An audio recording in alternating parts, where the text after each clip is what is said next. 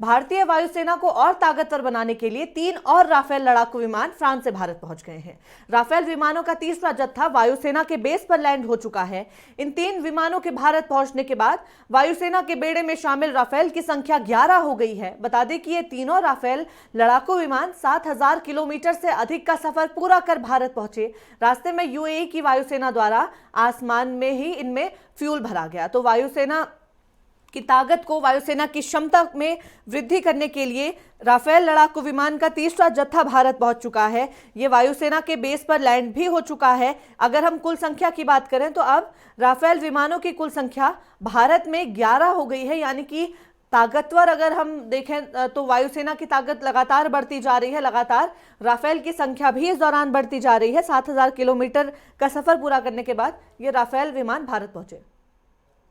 और इस खबर पर हमारे साथ वरिष्ठ पत्रकार अतुल सिंघल जी जुड़ गए। बहुत स्वागत है सर आपका नेटवर्क 10 पर।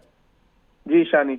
अतुल जी, वायुसेना की क्षमता में और वृद्धि करने के लिए राफेल विमान का तीसरा जत्था भी भारत पहुंच गया है। संख्या अभी 11 हो गई है, क्या कुछ कहना चाहेंगे?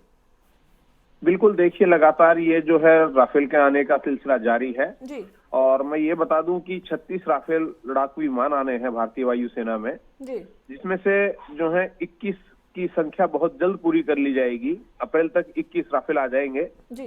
तो कुल मिलाकर ये भारतीय वायुसेना के लिए एक बड़ा गौरव की बात है। और ये जिस तरीके से हथियार खरीदे गए हैं, अद्भुत मारक क्षमता इसकी हो जाएगी।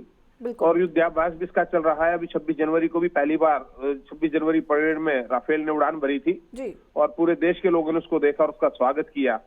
तो ये निश्चित तौर पे भारतीय वायुसेना के लिए एक बहुत बड़ी उपलब्धि इसको कहा जा सकता है जी। और जो विश्व स्तरीय सेना जो है ये, उसमें इसकी गिनती होने लगेगी। हालांकि भारतीय वायुसेना अभी भी किसी से कम नहीं है जी। लेकिन इसकी जो क्षमता है उसमें जो वृद्धि होगी वो अचूक होगी एक तरीके से, अगर देखा जाए तो निशानी। बहुत धन्यवाद अतुल जी हमारे साथ बातचीत करने के लिए। तो राफेल विमान का तीसरा जत्था भारत पहुंच गया है, जिसके बाद संख्या की अगर हम बात करें तो कुल संख्या 11 हो चुकी है। और इसके बाद अब वायुसेना की अगर हम कहें कि ताकत की बात जब करते हैं तो ताकत में भी वृद्धि इस दौरान जरूर हुई है।